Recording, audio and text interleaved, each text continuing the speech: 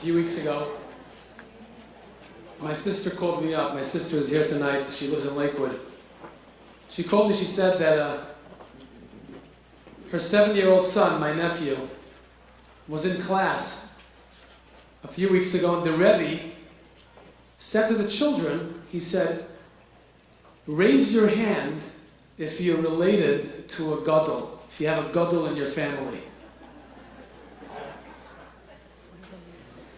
One boy raises his hand and he says, my great-great-grandfather was Rav Pam. And everyone's like, whoa. And another boy says, my great-great-great-grandfather was Rabbi Victor Miller. And my nephew raises his hand very proudly, and the Rebbe turns to me and says, so from Yitzchak, who are you related to? And he smiles and he says, my uncle is Rabbi Yoel Gold.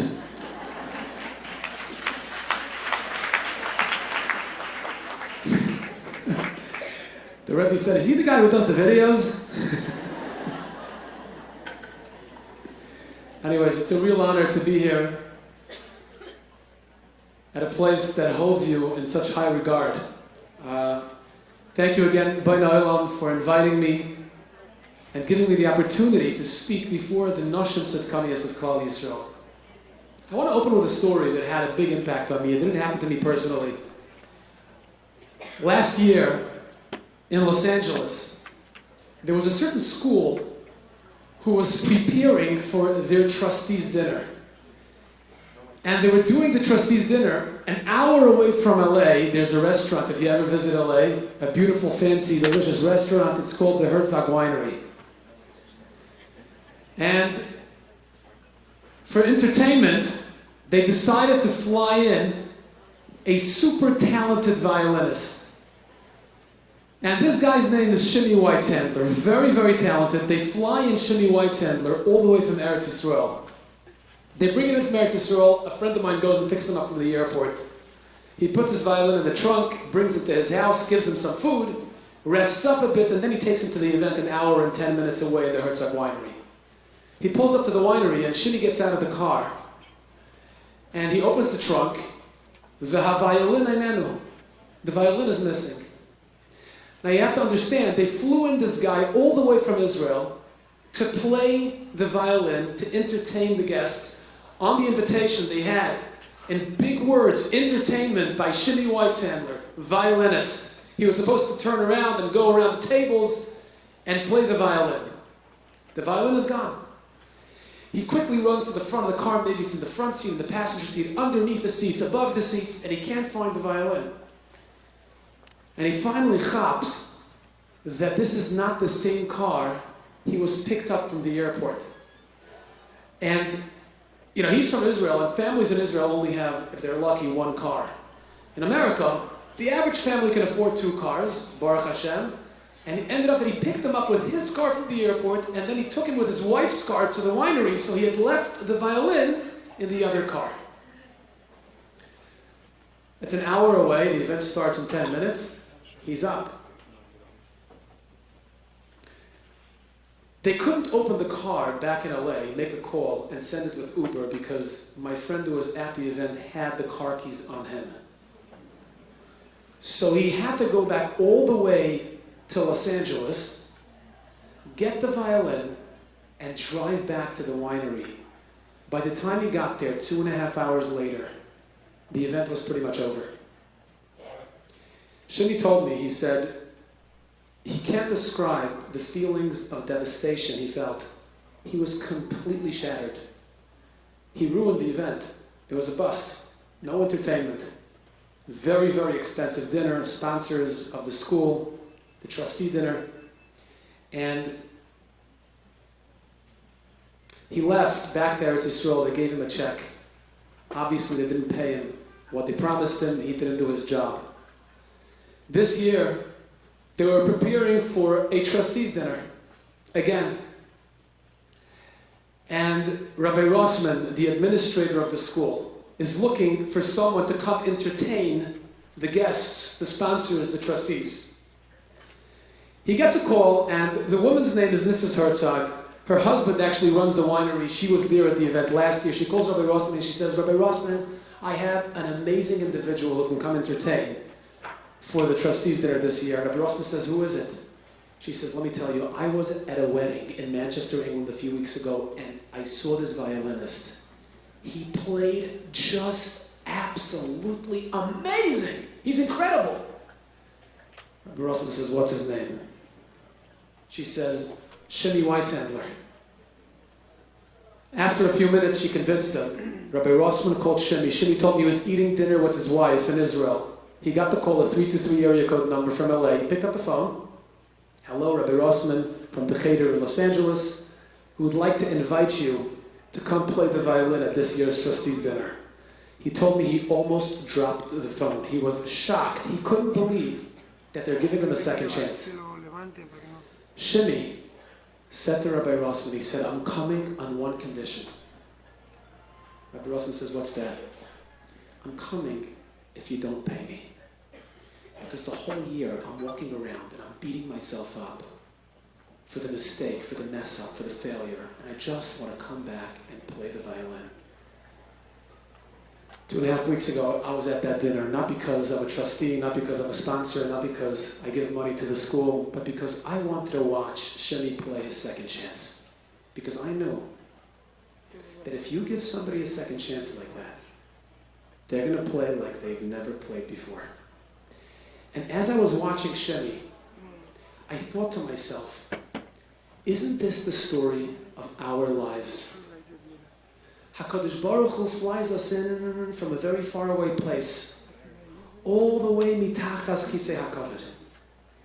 And he gives each of us a violin, an instrument, a strength, a talent, a unique ability. And he puts us onto the stage of life and he says, play your music. Go ahead. But as we come into this world, we grow up, something happens. We get busy. We become consumed by the pressures and challenges of everyday life, trying to make a living, trying to maintain our health, trying to work on relationships. And in the process, we forget about that violin. We forget to play our music. We make mistakes. We mess up. We fail. And we beat ourselves up for it. Don't get me wrong. We walk around feeling inadequate. We walk around feeling incompetent. We walk around feeling guilty, not good enough. And when that happens, we start questioning ourselves. Who am I? What am I doing here?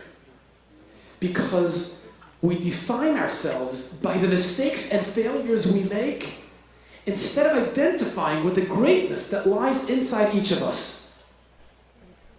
And ladies, let's be honest.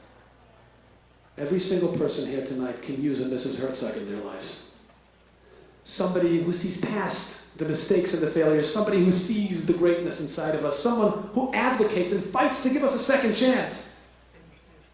Someone who empowers us to play our music again. And tonight, I want to talk about becoming that someone for somebody else. I want to talk about becoming a person who sees the good and empowers others to play their music. You know, a few weeks ago I had the opportunity to be in Atlanta for Shabbos, and I spent Shabbos with Rabbi Yolan and Rebbetzin Feldman. Now, Rebbetzin Feldman is the daughter of Rav Yaakov Weinberg from Ner Yisrael of Baltimore, the Rosh Yeshiva of Ner Yisrael, Zecher Tzadik Levracha. And she shared with me a story. You can literally fall off your chairs. She said that her mother, Rebbetzin Chana Weinberg, used to teach in Baltimore in the 1950s in the Liberty Jewish Center every Sunday afternoon. She would go in there and teach. It was a modern Jewish school. She would teach the kids over there in Baltimore. They would come to the Liberty Jewish Center. And one day she walked into the building and she saw the maintenance worker walking around with a 6-year-old son. And this guy, this maintenance worker, was in a very agitated state. He was not in a good mood, and he was talking to his son, berating him, saying, "You're a no good Nick, you're a lazy Nick." And Rebbetzin Weinberg felt terrible. And Rebbetzin Weinberg went over to this father, and she turned to him and she said, "Can I borrow your son for just a few minutes?" So the maintenance guy said, "You need my son, why?" She said, I wanted to help me set up the classroom upstairs. He says, he's no good, Nick. He's a lazy guy, lazy good for nothing, 6 years old. And she said, no, but he can help me. So she takes the 6-year-old boy by his hand and takes him upstairs, and she's looking for a mirror. So she takes him into the women's bathroom, picks him up, and looks into the mirror together with him, and she asks him, when you look into the mirror, what do you see? And the boy said, what do I see? I see you and I looking into a mirror. He was laughing. And Rabbi Tzimchana Weinberg says, no. I want you to look at yourself and tell me, when you look at yourself, who do you see? And the boy began echoing his father's insults. I see a lazy, good-for-nothing kid. And Rabbi Tzimchana Weinberg turned to him, and she said, now I want to tell you, when I look at you, I want to tell you what I see. And she proceeded to tell him, I see a good-natured kid. I see a sensitive boy, a boy who tries hard. And then she proceeded to take out a small mirror from her pocketbook, a makeup mirror. And she wrote on a piece of paper, she said, what does Mrs. Weinberg see? She folded the paper, put it into the mirror, folded the mirror, and gave it to the boy, and she said to him, the next time you feel bad about yourself, I want you to open this mirror, take out the note, and ask yourself, when you look into the mirror, what does Rebbetzin Weinberg see? The way Rebbetzin Feldman knows the story is because by Shiva 5 years ago, she said to me that a guy in his mid-60s walked into the Shiva home, sat down, told the story, and then took out a mirror and unfolded an old note. And he said that your mother empowered me to go through life and play music because she reminded me of who I am. When I heard that from Rebbetzin Feldman, I thought to myself, this answers a question I had in Rashi a few weeks ago. We know that at the end of Yaakov Avinu's life, he gathers the Shvatim around him and he gives each of them a bracha. Yehuda, you'll be the melech. Dan, you'll be the judge. Zevulun, you'll be exporting the goods of Eretz Yisrael. And every Shevet had a bracha. And at the end, the Torah summarizes the brachas with 5 words. Ish asher kibirchasoi beirach oisam. Man, according to his blessing, he benched every single Shevet. And Rashi says, what is the ish asher kibirchasoi beirach oisam? According to his blessing. And Rashi says, Yaakov Avinu had nevuah. And Yaakov Avinu saw into the future that Yehuda was going to be a melech. So he said, Yehuda, you'll be a king. Done? He saw he's going to be judges. He said, done, I bless you to be judges. Zvulun will be exporting the goods of Eretz Yisrael. You'll be the exporters. You'll be the businessmen of Klal Yisrael, and so on and so forth. And Rabbi Yonasan asks, what do you mean? If that was their destiny, if that's what they were going to become anyway, what type of bracha is it? What do you mean, Ish asher k'bruchasei beirach oisam? That was their destiny. It was in their DNA. Yehuda had the DNA of a leader. He was going to be a leader anyway. What type of bracha did you give him? And Rabbi Yonasan says, he says a beautiful idea. He says, because Yaakov knew that right now, they're at the cusp of Golus. They're about to get into Golus. And when you go into Golus, you go through trials and tribulations, you have challenges. You tend to forget who you are. And you need a mirror. You need somebody to remind you. And Yaakov Avinu, at the end of his life, gave each of them a mirror, and he said, Yehuda, when I look at you, do you know who I see? I see a melech. Never forget who you are. There are going to be hard times. Take that mirror and ask yourself, when you feel down, when my father Yaakov looks at me, who does he see? Done. Do you know what I see when I look at you? He gave each of them a mirror. And even Shimon and Levi, who rebuked, people don't notice so much that the words that Yaakov Avinu says is Kali Chamas Mechei Reiseyam. You killed Shechem, you sold Yosef. Yaakov says, and Rashi explains, that's not who you are. Those tactics is my brother's Esav's. It's not you. You know who you are? Achal can be Yaakov, Avitza be Yisrael. You can be role models. You can be Malamdei Tanaikas. You can be the greatest in Klal Yisrael. He gave them a mirror. He told them, don't define yourselves by your mistakes. Orur Apam, curse that anger. That's not yours. That's Esav's. You're so much greater than that. He empowered them to play their music. And I want to tell you something. If we want to empower others to play their music, we have to take a deeper look at other people, because we have a natural inclination to define other people and stereotype other people, label other people based on their jobs, their personal histories, their family histories, the clothes they wear, the cars they drive, the homes they live in. If we want to be a blessing in other people's lives, we must fight that inclination.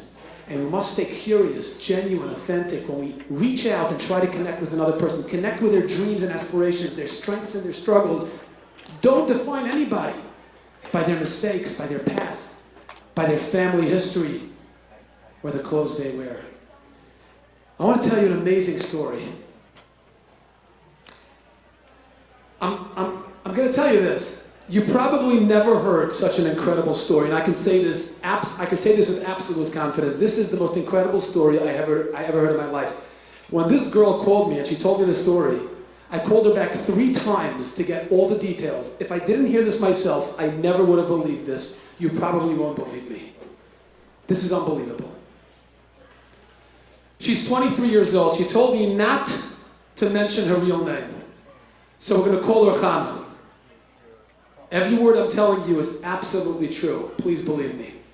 Chana was 23 years old. 6 months ago, she was in Eretz Yisrael. It happened 6 months ago. It was May, the end of May. 6-7 months ago, 2017. She was in Tzfas for Shabbos. She came back Matzah Shabbos. She was supposed to stay there until Sunday. But she was in Tzfas. She came back Matzah Shabbos because she felt very bad. She was feeling dehydrated. She was feeling dizzy. She came back with a bus Matzah Shabbos. She was staying in Har Nof somewhere, in an apartment. She stayed in bed the whole night, the whole day. Sunday afternoon, 4 o'clock, a friend of hers from Haifa calls her up. She worked for a solar energy company, and she needed some pictures from the Harabais. She said, Chana, could you do me a favor? Could you go take a bus to the Har HaZeisim? There is a viewpoint from Har HaZeisim that overlooks, you could see the Harabais. It's a beautiful, beautiful angle of the Harabais. I need a few pictures for the project that I'm working on. Chana wasn't feeling well, but it was her friend, and she needed it desperately. She says, okay. She got out of bed. She took the light rail and she went to Shar Shechem. She got up at Shar Shechem, and there she wanted to take a bus to get to Har HaZeisim. She was using Google Maps to get around. Big mistake. Never use Google Maps to get around Israel, because you'll hear why. Her bus comes, and she apparently didn't know the difference between a green and red bus and a blue and white bus. She thought blue and white is the colors of the Israeli flag. She thought to herself that she'll go on a blue and white bus and she'll get off next to the Har HaZeisim. She gets up to a blue and white bus. She was very tired, dehydrated. She was a little dizzy. She gets up, she sits down. She doesn't really notice any of the other passengers. She was feeling dizzy. She decides she's going to close her eyes for 2 minutes. She closes her eyes for 2 minutes. She wakes up a half hour later. She fell asleep. And when she wakes up, she looks around and she doesn't know where she is. It seems very unfamiliar. So right away, she didn't start panicking yet. She didn't know where she was. She gets off the bus and she realizes that a half hour passed. She decides to cross the road and get a bus back in the other direction where she came from so she can get back to the place where she needs to be. But there's no bus station on the other side of the road. There's not even a bus station where she got off. So she decides to start walking in the direction the bus came from, to walk back. She starts walking, and after 5 or 10 minutes of walking, she reaches a small settlement, a neighborhood, that has Palestinian flags, it has pictures of Palestinian terrorists, and all of it is in Arabic, and she realizes that she's somewhere in East Jerusalem. By now, she's panicking, and she decides that she is going to present herself like this liberal, social justice Californian girl who doesn't speak any Hebrew. She's pro-Palestinian. She came to do a project for some university, and she wants to reach out to the Palestinians. And in her mind, that's how she's going to present herself, and hopefully she'll survive. And in her mind, she's saying Tehillim. Her heart is pumping. She walks through the neighborhoods, and after 20 minutes of walking, it was actually the beginning of Ramadan. And all the Arabs were off the streets. They were breaking their fast. It was already getting dark. And she says, she has to knock on the door. She needs to ask for help. But most of the homes were like, they had shutters on it, and it was dangerous. It was dangerous to knock on the door. She felt very uncomfortable. She sees there's a house that looked half decent, and it looked clean. There was light coming out of it, and something pulled her towards that house. She knocks on the door. Now, she said to me, I had to force myself to knock on the door because it was, on the one hand, it was dangerous. On the other hand, she needed help. So she knocks on the door, and nobody opens. She turns away. She feels relieved that nobody answered. She did her ishtablis. But as she walks away, she realizes nowhere to go. She has to knock again. So she goes back. She knocks on the door, and at this point, a 17-year-old Palestinian girl with a hijab, with a headscarf, and the whole Shemaina Begudim opens the door, and she looks at Chana, and she says, Chana? And Chana was supposedly in her mind this social justice liberal Californian girl who doesn't speak Hebrew, and she is doing a project for her university, and she's caught off guard, and she knows her name, Chana. Just please come in. So she comes in, and she's very unsure. And this Palestinian girl gives her a hug. And she says, it's so good to see you. She says in broken Hebrew, she says, it's so good to see you. And then there was like a bookcase right next to the door. She takes out a card from the bookcase. She shows it to Chana. She says, I still have your card. And at that moment, Chana had a flashback, and she remembered. 6 months earlier, she was on a trip. She was a matricha. She was running for a certain tier of organization. She was running a trip. She was staying at a certain hotel. She does not want me to mention the name of the hotel. I'll tell you why in a second. It could be dangerous for this Arab family, but she was staying at the hotel for 3 weeks. And Chana told me that because she was going to stay at the hotel for 3 weeks, she decided that she's going to take a notepad and she's going to write down every single worker's name. Whoever she meets, she's going to remember their name, she's going to remember their shift, she's going to remember something they like, so she can connect with each and every person on a human level. By the end of 3 weeks, Chana had around 50 names in her notepad. The doorman, the bellboy, the receptionist, the waitress. Every single person was in that notepad. She knew every person by name. Mohammed, Ahmud, Saeed, Sayaf, every single person, no matter was Israeli or Arab, Palestinian. And by the end, she wrote each person a card, a personal card saying thank you to each person in the hotel. Now she was about to leave. It was the last breakfast. And the last breakfast, she's standing by the buffet, and she sees a waitress. And this waitress is 17 years old. She looks like maybe she's 17 or 18, and she makes conversation. She says, I've been here for 3 weeks. I haven't met you yet. She says, yeah, my name is so-and-so. Why are you here all of a sudden? I want to go to medical school. I can't afford it. So I decided to get a job, and my family, by the way, she said, some of my family members are working here already, so they got me this job so I can get some money. And Chana schmoozes with her for like 10 minutes. She goes back to her table, she eats breakfast, and she has one more card left. She writes the card, a personalized card for this waitress at the buffet. And she gives it to her. And now here she is, standing in front of this Palestinian girl. And this Palestinian girl is saying, I have your card. And she says, wow, that's so nice. And right away, the California liberal justice facade went away, melted right away. And she pulls her into the kitchen. And in the kitchen, you have a bunch of Arabs breaking their fast by Ramadan. And everybody, some of them, she knew them from the hotel. And they're all excited to see Chana. You came to visit us.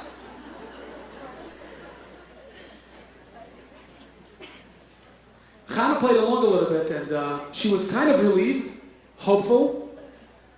And after 15 minutes, she says, I got to get back already. Is there a bus that can take me back? And they said, no more buses. She says, can anybody drive me? And this Palestinian girl, with her uncle, got into a car. They drove her back to West Jerusalem. They got to the checkpoint where the Chayal, the Israeli security guard, they open the window and they see Chana And they say, are you okay? I said, you're okay? You're alive? You're well? And she says, Ken, in the Mekilatam, I know them. They're good friends of mine. And the Israeli guy says, whatever.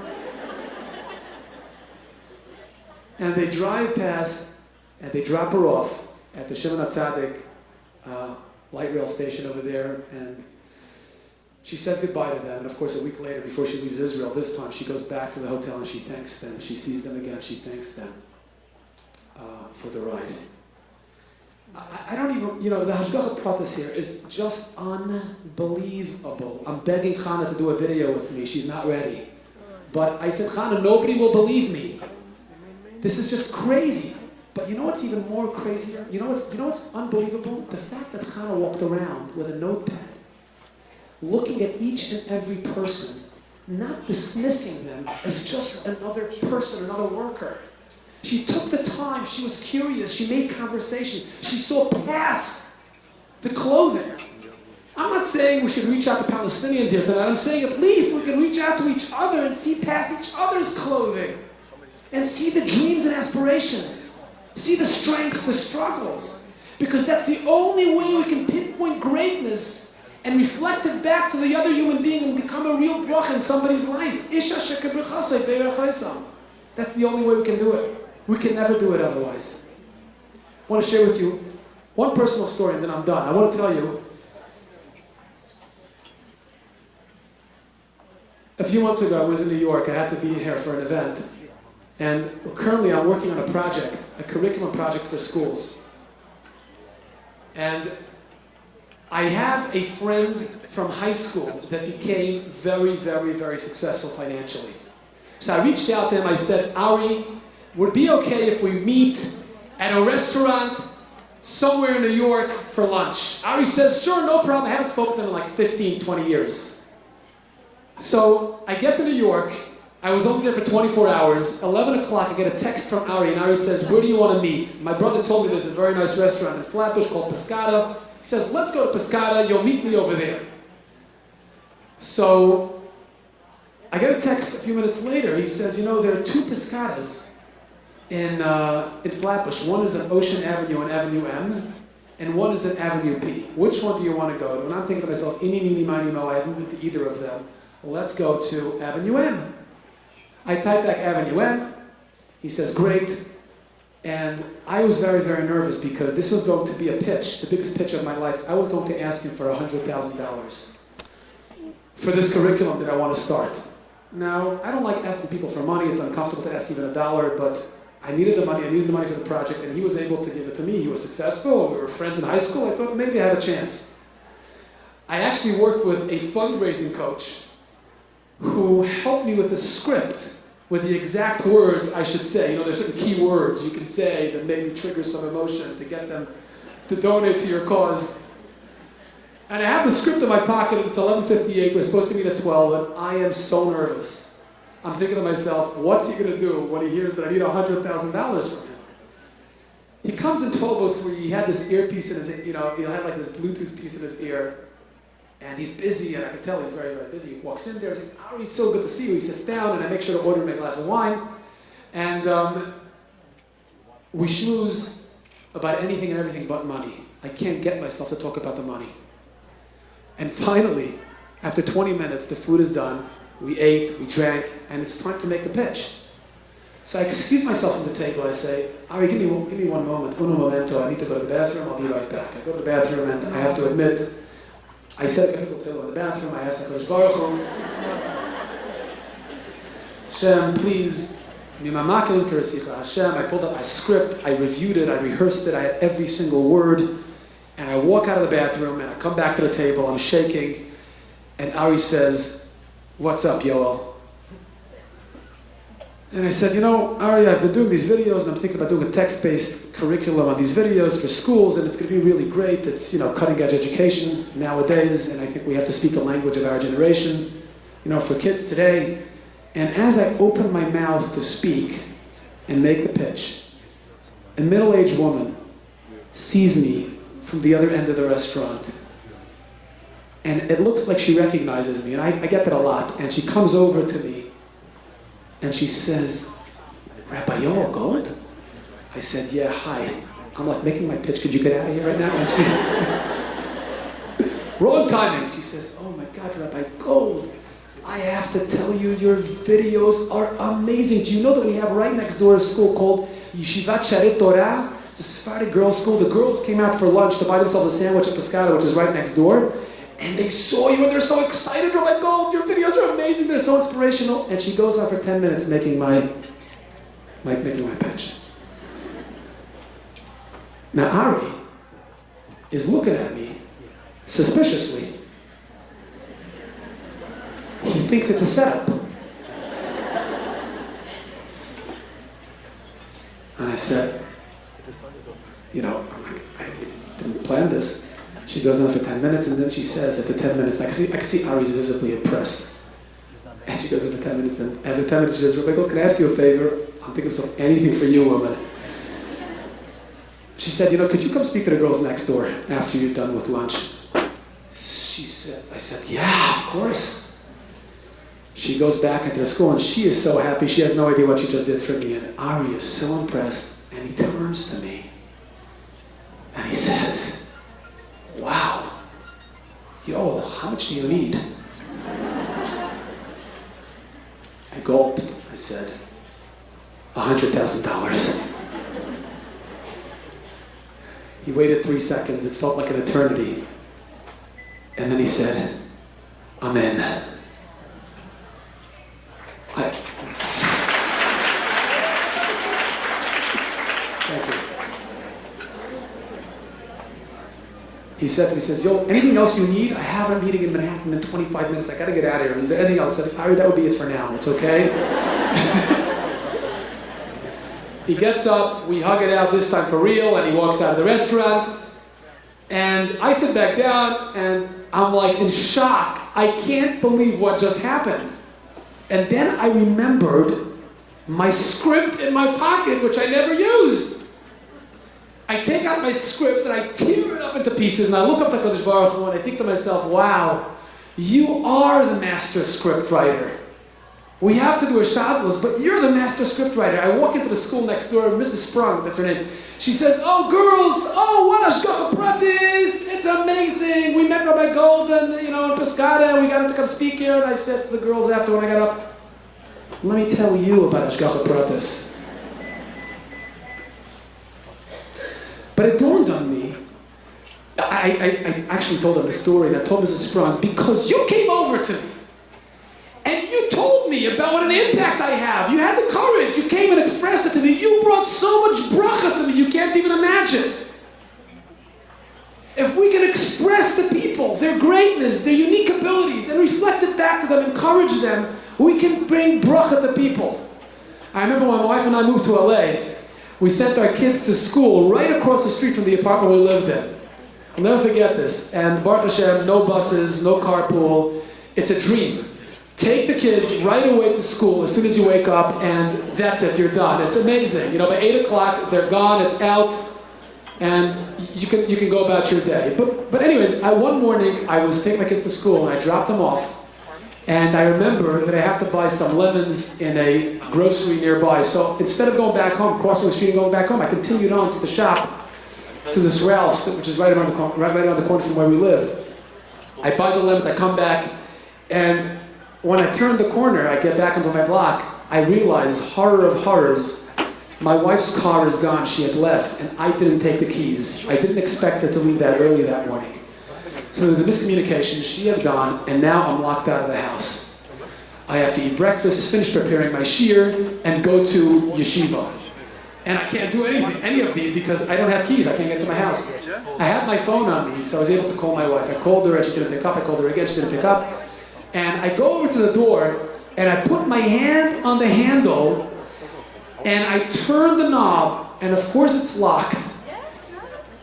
And I'm horrified. I'm in a rush. So I thought to myself, there's a shul right around the corner. I'll go with the bag of lemons. I'll go to the shul. I'll prepare my shiur at least in these few minutes, and I'll try to call my wife as I go to the shul. Get to the corner, and my wife calls me back. She says, Yo, I saw I missed your calls. What's up? You called like 500 times. Is there an emergency? I said, yes. I'm locked out of the house. My wife said, no, you're not. I said, yes, I am. Now, I've learned a long time ago that in every relationship, one is always right and the other is the husband. And my wife says, you're not locked out of the house. I said, how do you know? I just went to the door and the door is locked. She said, because I saw your keys on the table, so I purposely left the door unlocked. I said, you did? She said, yeah. I said, but I went to the door and I tried to turn the knob and it was locked. She said to me, Yoel, try again. So in my mind, I'm actually excited because I knew I'm going to prove her wrong for the first time. I have to admit this, but anyways, I was like, okay. And I walked back, I walked down the block, and I walk up to the door and put my hand and I turned the knob, this time a little bit harder. And she was right again. The door was open. And I walked through the door and I thought to myself, wow, how many times did I think the door was locked and I didn't try hard enough? When I turned on the block, I thought I was locked out. And when I turned the knob, I didn't try hard enough. And sometimes we need somebody else to remind us the door is open for you, to remind us of our strengths, to give us that mirror and remind us that when we look at ourselves, they see humility, they see responsibility, they see leadership, any quality you see in a family member, a person in your life. Remind them about it, empower them to play their music, because then you'll open doors for them they never believed were open. I want to thank everybody for coming here tonight and helping to open the doors. For so many people who think the doors are locked, but Bnei Olam says no. The doors are open and they empower others to sing their song, Shiru L'Hashem Shir Chodesh. Thank you so much for coming tonight, and thank you for inviting me. Thank you for this.